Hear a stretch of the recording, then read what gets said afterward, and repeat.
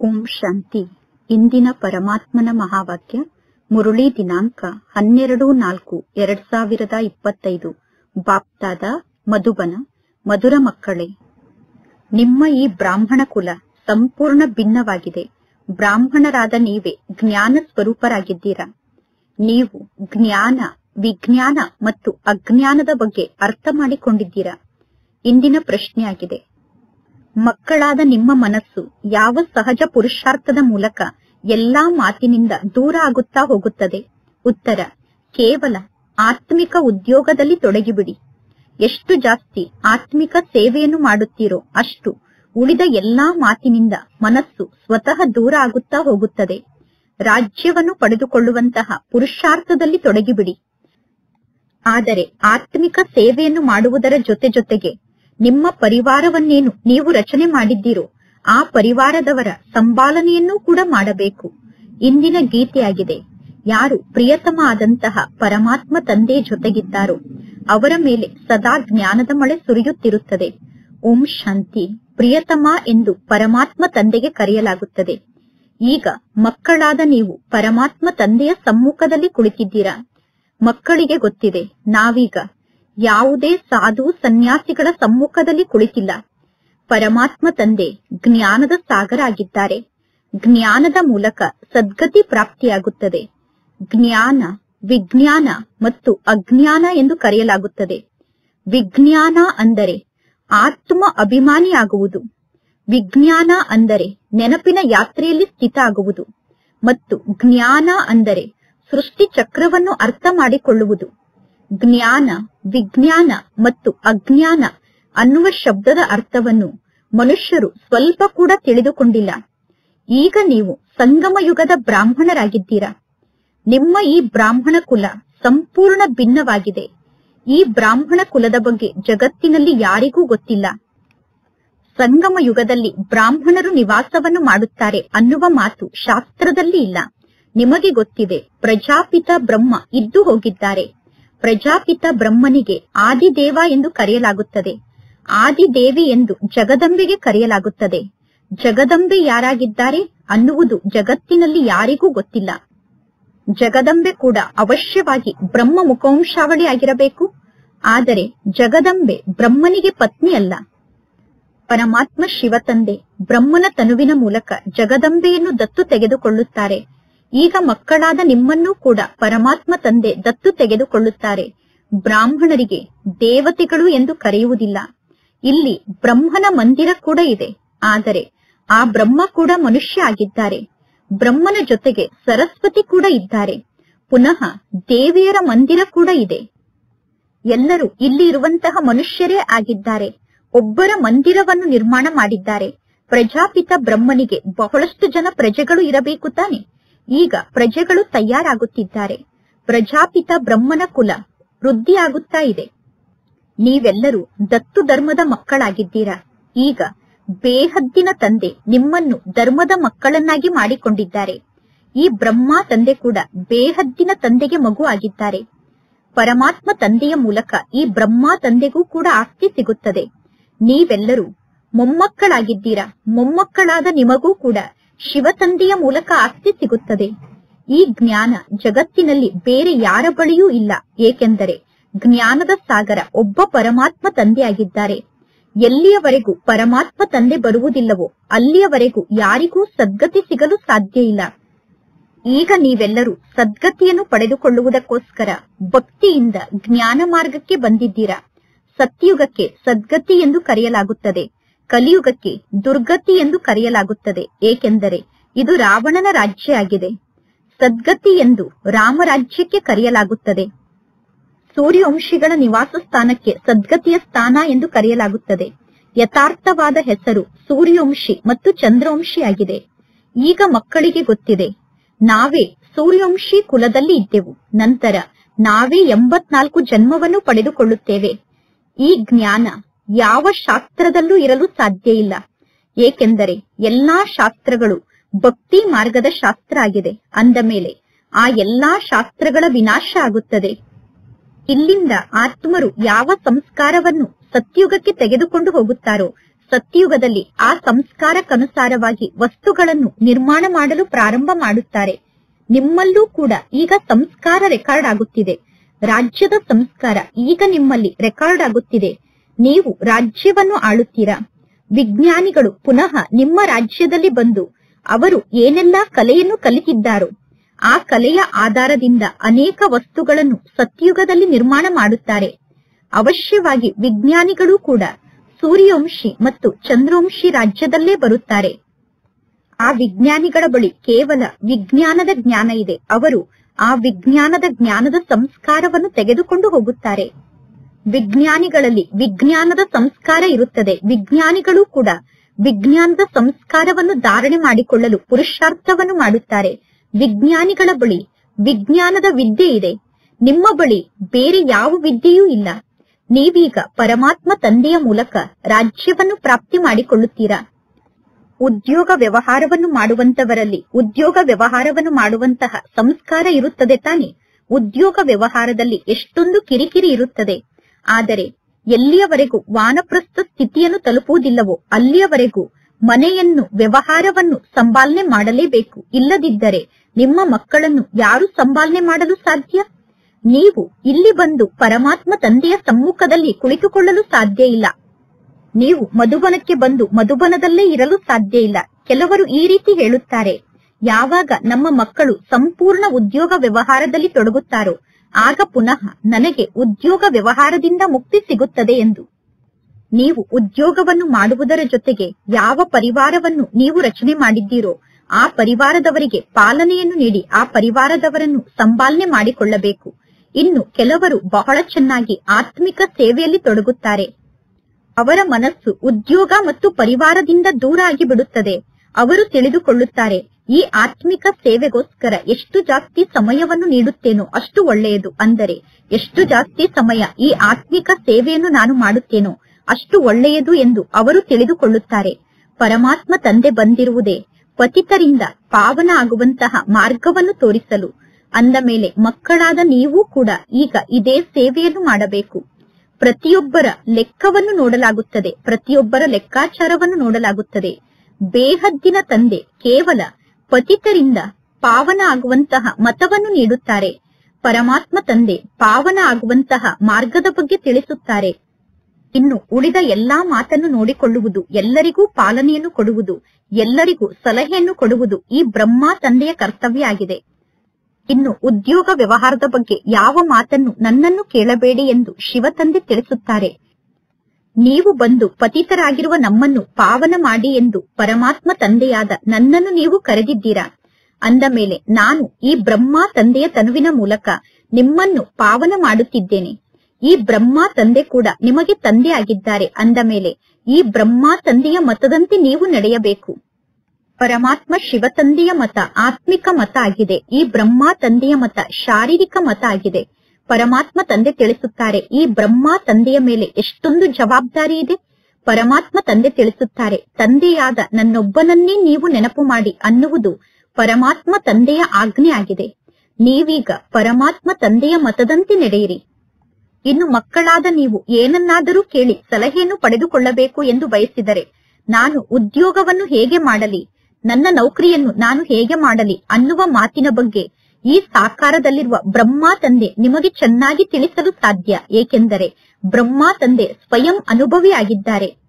ಬ್ರಹ್ಮ ತಂದೆಗೆ ಈ ಎಲ್ಲಾ ಮಾತಿನ ಅನುಭವ ಇದೆ. ಆದ್ದರಿಂದ ಈ ಎಲ್ಲಾ ಮಾತಿನ ಬಗ್ಗೆ ಸಲಹೆಯನ್ನು ಬ್ರಹ್ಮ ತಂದೆ ನೀಡುತ್ತಾರೆ. ಈ ಬ್ರಹ್ಮ ತಂದೆ ಈ ರೀತಿ ಕಾರ್ಯವನ್ನು ಮಾಡುತ್ತಾರೆ. ಅಂದ ಮೇಲೆ ಈ ಬ್ರಹ್ಮ ತಂದೆಯನ್ನು ನೋಡಿ ಎಲ್ಲವನ್ನೂ ಕಲಿಯಬೇಕು. ಈ ಬ್ರಹ್ಮ ತಂದೆ ಮಕ್ಕಳಿಗೆ ಎಲ್ಲಾ ಮಾತಿನ ಬಗ್ಗೆ ಶಿಕ್ಷಣವನ್ನು ಕಲಿಸುತ್ತಾರೆ. ಏಕೆಂದರೆ ಈ ಬ್ರಹ್ಮ ತಂದೆ ಎಲ್ಲರಿಗಿಂತ ಮುಂದೆ ಇದ್ದಾರೆ. ಎಲ್ಲಾ ಪ್ರಕಾರದ ಬಿರುಗಾಳಿ ಮೊದಲು ಈ ಬ್ರಹ್ಮ ತಂದೆಯ ಸಮ್ಮುಖಕ್ಕೆ ಬರುತ್ತದೆ. ಆದ್ದರಿಂದ ಈ ಬ್ರಹ್ಮ ತಂದೆ ಎಲ್ಲರಿಗಿಂತ ಜಾಸ್ತಿ ಶಕ್ತಿಶಾಲಿ ಆಗಿದ್ದಾರೆ. ಆದ್ದರಿಂದ ಈ ಬ್ರಹ್ಮ ತಂದೆ ಶ್ರೇಷ್ಠ ಪದವಿಯನ್ನು ಪಡೆದುಕೊಳ್ಳುತ್ತಾರೆ. ಮಾಯೆ ಕೂಡ ಈ ಬ್ರಹ್ಮ ತಂದೆಯ ಸಮ್ಮುಖದಲ್ಲಿ ಅಷ್ಟೇ ಶಕ್ತಿಶಾಲಿಯಾಗಿ ಬ್ರಹ್ಮ ತಂದೆಯ ಜೊತೆಗೆ ಯುದ್ಧವನ್ನು ಮಾಡುತ್ತದೆ. ಈ ಬ್ರಹ್ಮ ತಂದೆ ತಕ್ಷಣ ಸರ್ವಸ್ವವನ್ನೂ ತ್ಯಾಗ ಮಾಡಿಬಿಟ್ಟರು. ಈ ಬ್ರಹ್ಮ ತಂದೆ ತಕ್ಷಣ ಉದ್ಯೋಗ ವ್ಯವಹಾರವನ್ನು ಬಿಟ್ಟು ಬಿಟ್ಟರು. ಏಕೆಂದರೆ ಈ ಬ್ರಹ್ಮ ತಂದೆಯ ಪಾತ್ರ ಅದೇ ರೀತಿ ಫಿಕ್ಸ್ ಆಗಿತ್ತು. ಪರಮಾತ್ಮ ತಂದೆ ಬ್ರಹ್ಮ ತಂದೆಯ ಮೂಲಕ ಈ ರೀತಿ ಸರ್ವಸ್ವವನ್ನೂ ತ್ಯಾಗ ಮಾಡಿಸಿದರು. ಮಾಡಿಸುವಾತ ತಂದೆ ಪರಮಾತ್ಮ ಶಿವ ತಂದೆ ಆಗಿದ್ದಾರೆ. ಖುಷಿಯಿಂದ ಬ್ರಹ್ಮ ತಂದೆ ಉದ್ಯೋಗ ವ್ಯವಹಾರವನ್ನು ಬಿಟ್ಟರು. ಅಂದರೆ ಖುಷಿಯಿಂದ ಬ್ರಹ್ಮ ತಂದೆ ಎಲ್ಲವನ್ನೂ ತ್ಯಾಗ ಮಾಡಿದರು. ಈಗ ನಾನು ವಿಶ್ವಕ್ಕೆ ಮಾಲೀಕ ಆಗುತ್ತೇನೆ ಎಂದು ಬ್ರಹ್ಮ ತಂದೆಗೆ ಸಾಕ್ಷಾತ್ಕಾರ ಆಯಿತು. ನಾನೀಗ ವಿಶ್ವಕ್ಕೆ ಮಾಲೀಕ ಆಗುತ್ತೇನೆ ಅಂದ ಮೇಲೆ 1 ಪೈಸೆಯ ಈ ವಸ್ತುವನ್ನು ತೆಗೆದುಕೊಂಡು ನಾನು ಏನನ್ನು ಮಾಡಲಿ ಎಂದು ಬ್ರಹ್ಮ ತಂದೆ ಎಲ್ಲವನ್ನೂ ತ್ಯಾಗ ಮಾಡಿದರು. ವಿನಾಶದ ಸಾಕ್ಷಾತ್ಕಾರವನ್ನು ಪರಮಾತ್ಮ ಶಿವ ತಂದೆ ಬ್ರಹ್ಮ ತಂದೆಗೆ ಮಾಡಿಸಿದರು. ವಿನಾಶದ ಸಾಕ್ಷಾತ್ಕಾರ ಆದ ತಕ್ಷಣ ಬ್ರಹ್ಮ ತಂದೆ ಅರ್ಥ ಮಾಡಿಕೊಂಡರು, ಈಗ ಈ ಹಳೆಯ ಜಗತ್ತು ವಿನಾಶ ಆಗಲೇಬೇಕು. ನನಗೆ ಪುನಃ ರಾಜ್ಯಭಾಗ್ಯ ಸಿಗುತ್ತದೆ. ರಾಜ್ಯಭಾಗ್ಯ ಸಿಗುತ್ತದೆ ಎಂದು ಗೊತ್ತಾದ ತಕ್ಷಣ ಬ್ರಹ್ಮ ತಂದೆ ಸರ್ವಸ್ವವನ್ನೂ ತ್ಯಾಗ ಮಾಡಿದರು. ಈಗ ನಾನು ಪರಮಾತ್ಮ ತಂದೆಯ ಮತದಂತೆ ನಡೆಯಬೇಕು ಎಂದು ಬ್ರಹ್ಮ ತಂದೆ ತಿಳಿದುಕೊಂಡರು. ಪರಮಾತ್ಮ ತಂದೆ ತಿಳಿಸುತ್ತಾರೆ, ತಂದೆಯಾದ ನನ್ನೊಬ್ಬನನ್ನೇ ನೀವು ನೆನಪು ಮಾಡಿ. ನಾಟಕದ ಅನುಸಾರ ಬಟ್ಟಿ ನಿರ್ಮಾಣ ಆಗಬೇಕಿತ್ತು.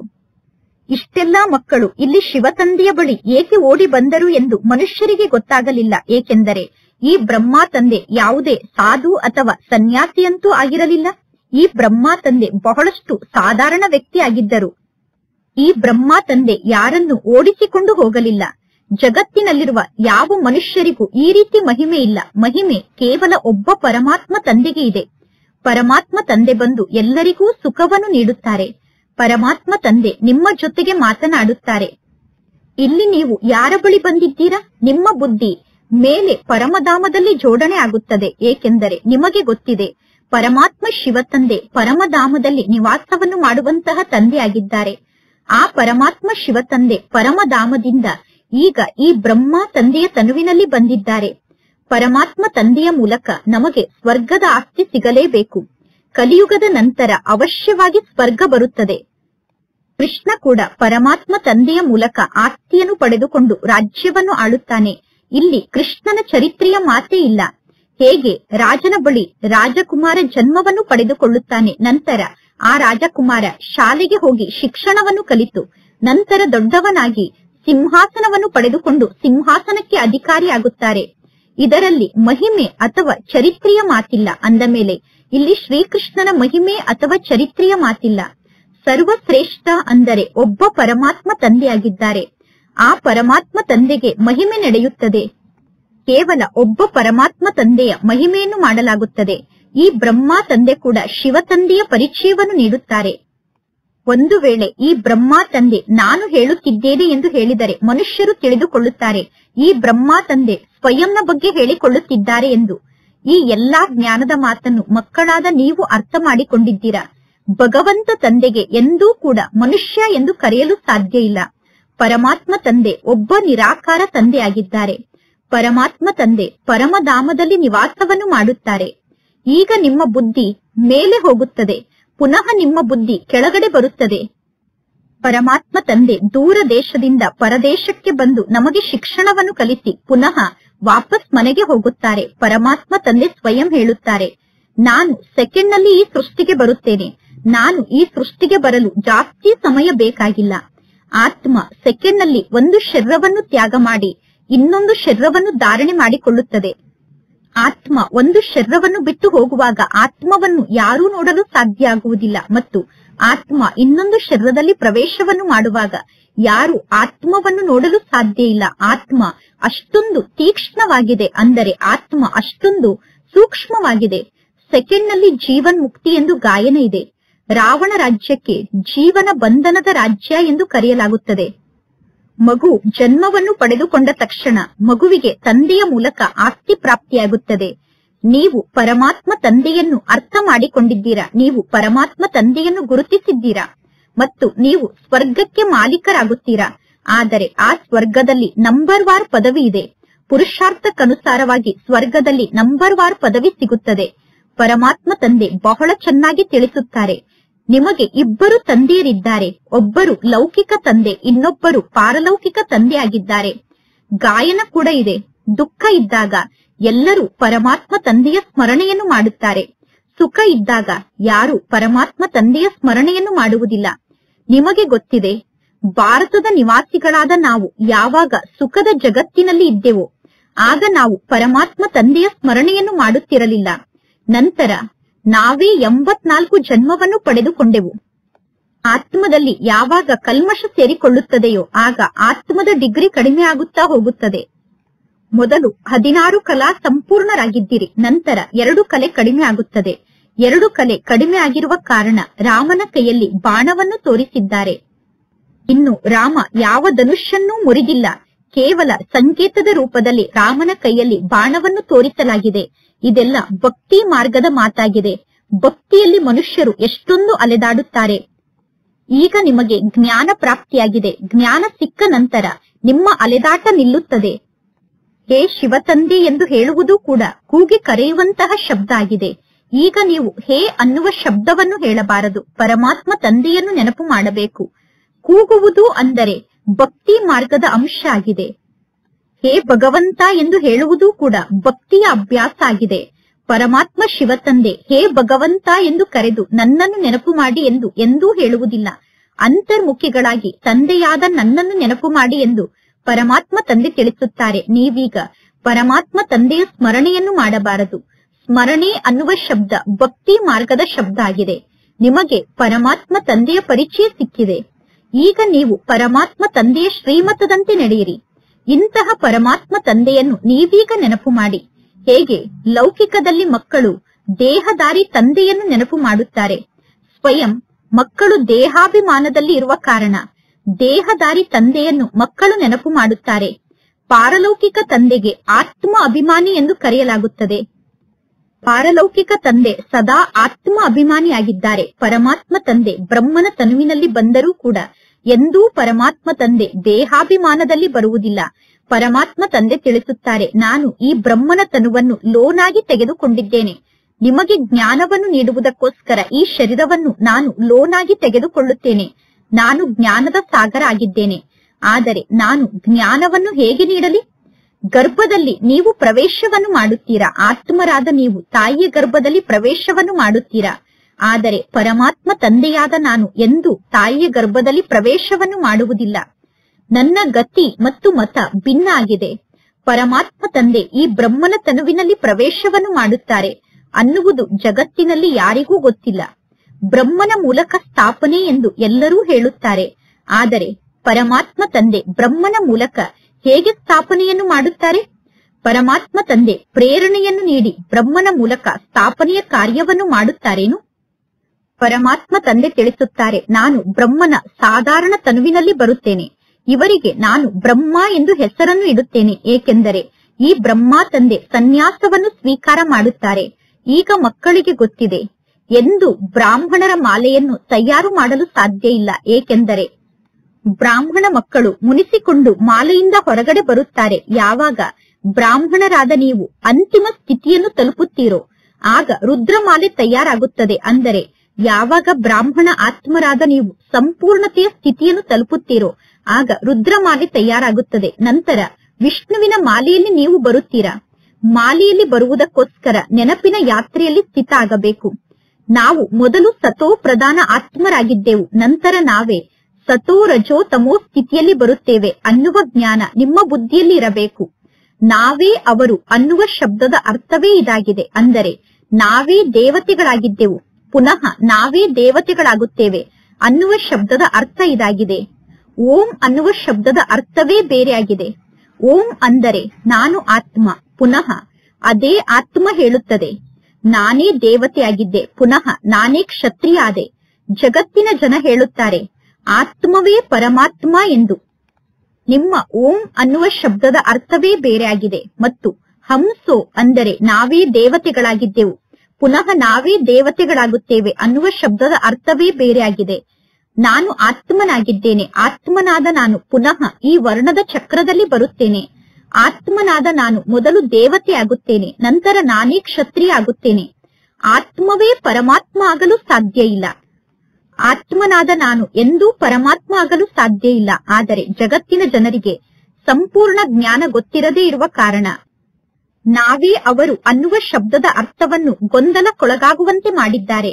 ಅಹಂ ಬ್ರಹ್ಮಾಸ್ಮಿ ಅಂದರೆ ನಾನೇ ಬ್ರಹ್ಮಾಂಡ ಆಗಿದ್ದೇನೆ ಎಂದು ಹೇಳುತ್ತಾರೆ. ಇದು ಕೂಡ ತಪ್ಪಾಗಿದೆ. ಬ್ರಹ್ಮಾಂಡ ನಿವಾಸ ಸ್ಥಾನ ಆಗಿದೆ. ಪರಮಾತ್ಮ ತಂದೆ ತಿಳಿಸುತ್ತಾರೆ, ನಾನು ರಚನೆಗೆ ಮಾಲೀಕ ಆಗುವುದಿಲ್ಲ, ರಚನೆಗೆ ನೀವು ಮಾಲೀಕರಾಗುತ್ತೀರಾ, ನೀವು ವಿಶ್ವಕ್ಕೆ ಮಾಲೀಕರಾಗುತ್ತೀರಾ. ಬ್ರಹ್ಮಾಂಡ ತತ್ವ ಆಗಿದೆ. ಆತ್ಮರಾದ ನೀವು ಈಗ ರಚನೆಗೆ ಮಾಲೀಕರಾಗುತ್ತೀರಾ. ಈಗ ಪರಮಾತ್ಮ ತಂದೆ ಎಲ್ಲಾ ವೇದಶಾಸ್ತ್ರದ ಯಥಾರ್ಥ ಅರ್ಥವನ್ನು ಇಲ್ಲಿ ಕುಳಿತು ಮಕ್ಕಳಿಗೆ ತಿಳಿಸುತ್ತಾರೆ. ಈಗ ನೀವು ಶಿಕ್ಷಣವನ್ನು ಕಲಿಯುತ್ತಿರಬೇಕು. ಪರಮಾತ್ಮ ತಂದೆ ನಿಮಗೆ ಹೊಸ ಹೊಸ ಜ್ಞಾನದ ಮಾತನ್ನು ತಿಳಿಸುತ್ತಿರುತ್ತಾರೆ. ಭಕ್ತಿ ಏನನ್ನು ಕಲಿಸುತ್ತದೆ, ಜ್ಞಾನ ಏನನ್ನು ಕಲಿಸುತ್ತದೆ. ಭಕ್ತಿ ಮಾರ್ಗದಲ್ಲಿ ಮಂದಿರಗಳನ್ನು ನೀವು ನಿರ್ಮಾಣ ಮಾಡಿದ್ದೀರಾ, ಭಕ್ತಿ ಮಾರ್ಗದಲ್ಲಿ ಜಪತಪವನ್ನು ಮಾಡಿದ್ದೀರಾ, ಭಕ್ತಿ ಮಾರ್ಗದಲ್ಲಿ ಹಣವನ್ನು ವ್ಯರ್ಥವಾಗಿ ಹಾಳು ಮಾಡಿಕೊಂಡಿದ್ದೀರಾ. ನಿಮ್ಮ ಮಂದಿರವನ್ನು ಬಹಳಷ್ಟು ಜನ ಲೂಟಿ ಮಾಡಿಕೊಂಡು ಹೋಗಿದ್ದಾರೆ. ನಿಮ್ಮ ಮಂದಿರದಿಂದ ಎಷ್ಟೊಂದು ಸಂಪತ್ತನ್ನು ಲೂಟಿ ಮಾಡಿಕೊಂಡು ಹೋಗಿದ್ದಾರೋ ಅದು ಪುನಃ ನಿಮಗೆ ವಾಪಸ್ ಸಿಗಲೇಬೇಕು. ಏಕೆಂದರೆ ನಾಟಕದಲ್ಲಿ ಇದೆಲ್ಲವೂ ಫಿಕ್ಸ್ ಆಗಿದೆ. ಈಗ ನೋಡಿ, ವಿದೇಶದವರು ಎಷ್ಟೊಂದು ಸಂಪತ್ತನ್ನು ನಿಮಗೆ ರಿಟರ್ನ್ ಆಗಿ ಕೊಡುತ್ತಿದ್ದಾರೆ. ದಿನ ಪ್ರತಿದಿನ ಕಳೆದಂತೆ ವಿದೇಶದವರು ನಿಮಗೆ ಇನ್ನೂ ಜಾಸ್ತಿ ಹಣವನ್ನು ಕೊಡುತ್ತಾ ಹೋಗುತ್ತಾರೆ. ನೀವು ಅವರಿಂದ ಪಡೆದುಕೊಳ್ಳುತ್ತಾ ಹೋಗುತ್ತೀರಾ. ವಿದೇಶದವರು ನಿಮ್ಮ ಸಂಪತ್ತನ್ನು ತೆಗೆದುಕೊಂಡು ಹೋಗಿದ್ದಾರೆ ಅಂದ ಮೇಲೆ ಪೂರ್ಣ ಲೆಕ್ಕಾಚಾರಕ್ಕನುಸಾರವಾಗಿ ಸಂಪೂರ್ಣ ಸಂಪತ್ತನ್ನು ವಾಪಸ್ ಕೊಡುತ್ತಾರೆ. ನಿಮ್ಮ ಹಣವನ್ನು ವಿದೇಶದವರು ತಿಂದಿದ್ದಾರೆ ಅಂದರೆ ನಿಮ್ಮ ಸಂಪತ್ತನ್ನು ವಿದೇಶದವರು ತೆಗೆದುಕೊಂಡು ಹೋಗಿದ್ದಾರೆ. ಆದರೆ ನಿಮ್ಮ ಹಣವನ್ನು ನುಂಗಲು ಅವರಿಗೆ ಸಾಧ್ಯ ಇಲ್ಲ. ಏಕೆಂದರೆ ಭಾರತ ದೇಶ ಅವಿನಾಶಿ